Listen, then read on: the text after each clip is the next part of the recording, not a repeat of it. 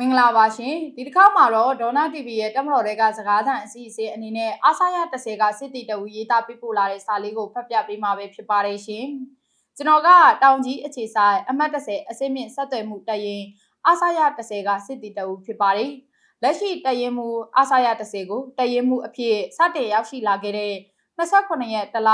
2025ကစပြီးမမရရိုင်ဆက်ဆံတက်တဲ့သူ့ရဲ့ဇယက်ကြောင့်ယနေ့အချိန်ထိတက်တွင်းရှိအရာရှိစစ်တီရဲမေများနေ့စဉ်နဲ့အမျှစိတ်ဆင်းရဲနေကြရပါတယ်။တရင်မှုတွေမကပဲသူဇနီးကလည်းတက်တွင်းကအရာရှိစစ်တီရဲမေတွေအပေါ်မောက်မောက်မဆက်ဆံပါတယ်။သူ့ကိုတရင်မှုထက်ကြောက်နေရပါတယ်။သူတို့အိမ်မှာတာဝန်ပေးရထားတဲ့စစ်တီတွေဟာလည်းမနက်ခင်းမိုးလင်းမှာကိုကြောက်နေကြရပါတယ်။စီလိုအပေါက်ရှာခိုင်းပြီးစိတ်တိုင်းမကြရင်အမြဲဆူရတော့သူတို့အိမ်ကိုတာဝန်အရသွားရမယ်လို့အတွေးပေါ်လာရင်ကိုထွက်ပြေးခြင်းစိတ်ကမနှဲထိန်နေရတယ်လို့ပြောနေကြပါတယ်။တရင်မှုဟာအရာရှိစစ်တီများကိုဆဲရင်လေမအေးနှမနဲ့ကင်တုတ်ပြီးရစရာမရှိအောင်ဆဲပါတယ်။အထက်ကတာဝန်ထက်သူ့ကိုယ်ပိုင်အကျိုးစီးပွားကိုသာဦးစားပေးပါတယ်။စစ်တီတွေကိုတော့အစီပြေသလားတခါမှမမေးပါဘူး။သူဖြစ်ချင်တာလိုချင်တာပဲပြောနေပါတယ်။ဒီတိုင်းဆက်သွားနေရင်တက်တွင်းတွေအရာရှိစစ်တီတွေခွင့်မဲ့ပြက်ကွက်မှုပိုများပြားသွားနိုင်ပါတယ်လို့စာရေးသားပေးပို့လာပါတယ်ရှင်။ကျမတို့အစီအစဉ်ဟာတက်မတော်သားတွေနဲ့တက်မိသားစုဝင်တွေရဲ့အခက်အခဲကို